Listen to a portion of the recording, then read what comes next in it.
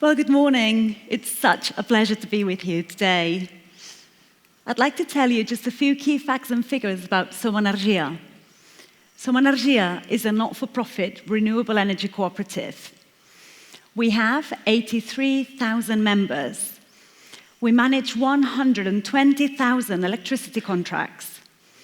We collectively own and operate 16 power plants across Catalonia and Spain. We have a team of 130 people, and every year our production is around 63 gigawatts hour. But Somenergia is not about numbers. Somenergia is about people, and Somenergia would simply not exist without its community. So let me tell you a bit more about our story. Once upon a time, in a land not so far away and not so long ago, a man came from the north. And he came to this beautiful mountainous land on the shores of the Mediterranean Sea, a land that was blessed with endless hours of sunshine and strong, powerful winds. There, he bought a gorgeous farmhouse, looking to live in nature and enjoy this bounty of natural resources that were available to all who lived there. He was just stunned to find out that this country was underusing its natural resources and instead was running on environmentally damaging and finite fossil fuels.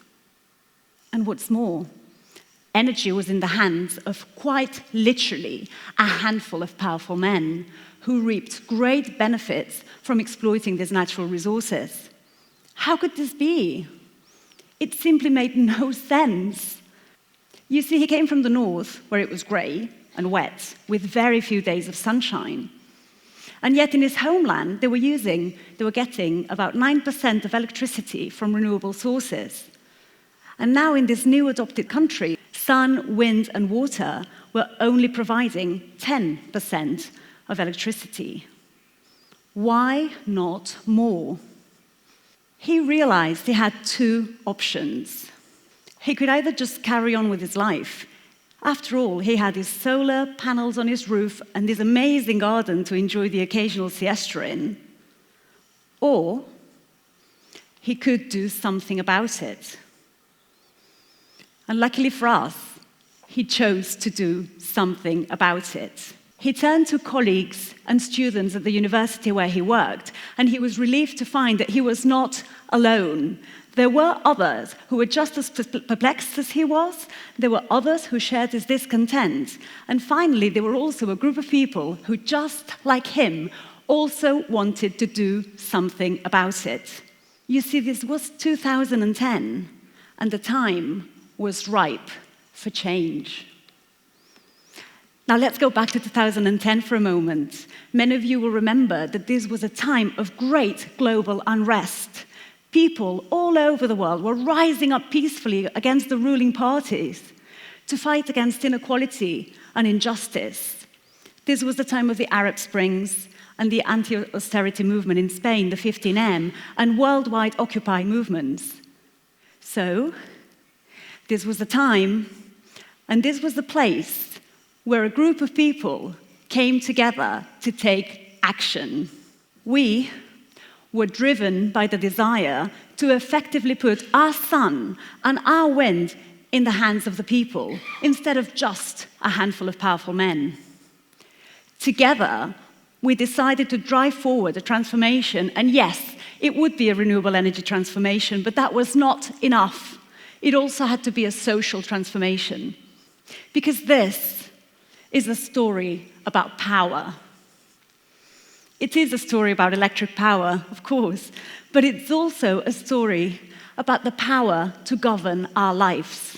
And so, we decided on our way. A way to share the power equally amongst us, a way to get organized, a way to get engaged, and a way to take action. We would become a cooperative. One person, one vote. But Could a small cooperative really go up against the big ones? Could we really change the energy system to make it altogether fairer and greener? Could a bunch of driven environmentalist amateurs really pull this off in their spare time? We had no resources. Why would anyone follow us? Well, we rallied. We went out to the world spreading the word about this game-changing dream. We jumped out of cars and vans and trains and buses. We went to cities and villages and towns, and we gave talks about what Summer Energia was and what it wanted to become. We were unstoppable. And to our amazement, people heard us out. They came to our talks and they started trusting us. They trusted us with their time, but they also trusted us with their money. They each contributed 100 euros to our share capital so that we could turn this dream into a reality. Now remember, this was 2010, and it was a mostly non-digital age. And yet, through word of mouth, we grew. And we grew by as many as 3 new members every day. And it was also around this time that we heard about other renewable energy cooperatives in faraway lands. So, yes, it could be done. And no, we were not alone. And so, we gathered momentum and we took the plunge. This is us, this is quite literally us, jumping into the sea one autumn morning near Barcelona. And we were celebrating what was the start of a new chapter for us, a chapter in our story. But taking the plunge also meant that we were the first cooperative to deliver certified renewable electricity. It meant that we were driving forward a fundamental paradigm shift. We didn't want to be the biggest, we didn't even want to be the only players, but we were a not-for-profit organization operating in a highly lucrative market. Taking the plunge also meant that we continued to grow. Our members got organized. By our first anniversary, we'd reached 1,000 members, and we started building our first solar plant with our members' money. Taking the plunge also meant that we started hiring our first employees. But most importantly of all, taking the plunge meant that we had started sowing the seed of the change that we wanted to bring to the world. And that's it. We made it. This is where our story ends. Well, this is how we told fairy tales go. But we know better than that. Fairy tales don't exist, and life is a lot more complicated than that. So time went on, and we continued to grow. There were more and more of us. Our members got organized and continued growing the community. But we also had to face new and bigger challenges. Aggressive legislation was put into place that threatened renewable energies. Governance and engagement in a growing community got increasingly more complex, as did running an organization with no hierarchy and no bosses. We had to find ways to address our members' needs and ideas, and we had to find ways to make the most of the community's collective intelligence. Now, imagine trying to get 80,000 people to agree on something. How would you go about that? One person, one vote. Such a strong and powerful idea. Well, let me tell you that at times, it's extremely frustrating, exhausting, and a downright nightmare. Because you see, climate change is here, and it's a relentless and life-threatening emergency. We feel the need to act quickly, but at the same time, we want to hear our members' voices and decide collectively. So this means that sometimes we're slow, because our decision-making processes are complex. And sometimes it feels hopeless, like it's really hard to find the balance, and we pay a price. Sometimes we lose people along the way, and we miss opportunities because we simply can't come to a middle ground quickly enough. So yes, we pay a price. And no, It's not always easy. And you might be wondering, is it worth it? I've wondered that myself. Is it worth it? Is it worth paying this price? Well, let me answer this with an example from our story. And this is no fairy tale, it's quite real. Back in 2016, we had a very good year, and we found ourselves with a 500,000 euro surplus that we had to deal with. So we turned to our members and we asked them, what would you like to do? Would you like to take a dividend and have some extra money in your pocket? Or would you like to leave the money in the cooperative for future projects? What would you have done? Well, 85% of our members voted to say no to a dividend and instead chose to leave the money in the cooperative for us to drive our project forward. Oh, and yet another story. I'm sure you'll all remember winter 2021.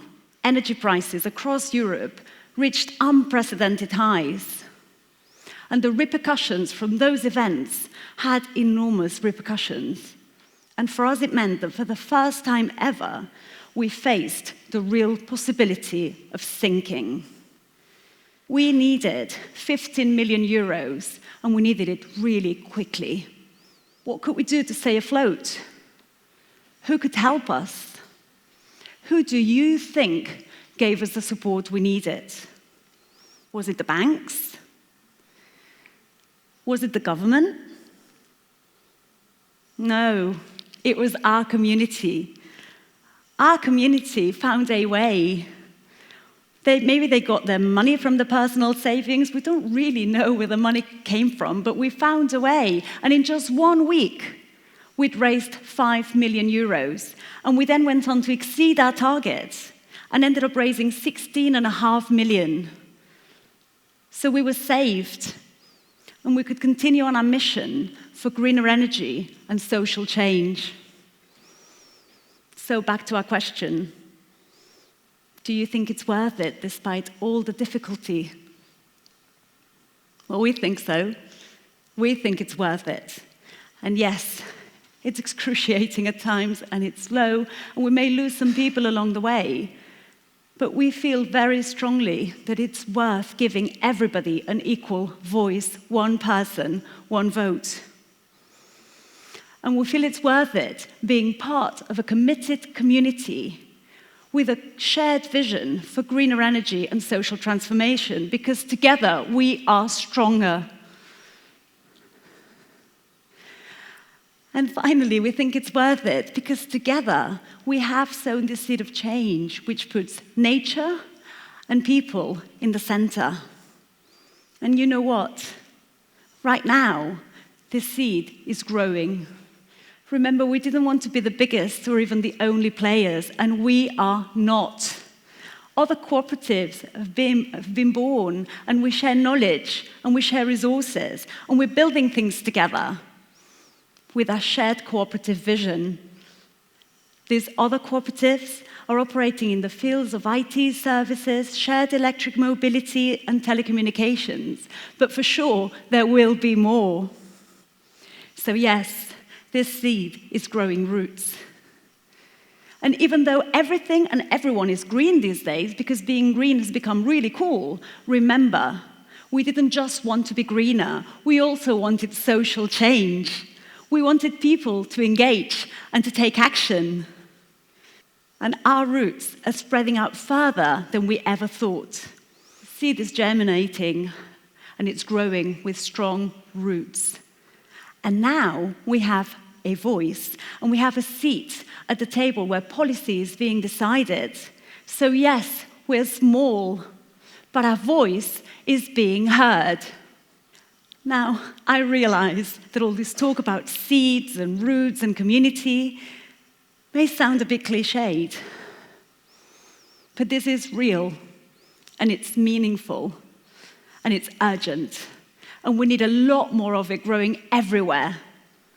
So if there's anything about our story that stirs something in you, if there's something that you feel passionately about, that you strongly believe in, please, please, please do not ignore it. Do something about it. Find your community and take action. It is really urgent that we take care of the people around us, our neighbors, our communities, because we are the only ones who can do something to look after this planet, to take care of this planet. And our hope is to plant the seed of social transformation, of taking care of the planet and putting nature and people in the center. We know that sometimes things feel so big, they can be overwhelming. But the power of people working together makes us unstoppable. There's so much at stake. So what can you do to find and grow your community? This is our experience, our story. And we urgently need more stories of hope. So we invite you to write your own. Thank you.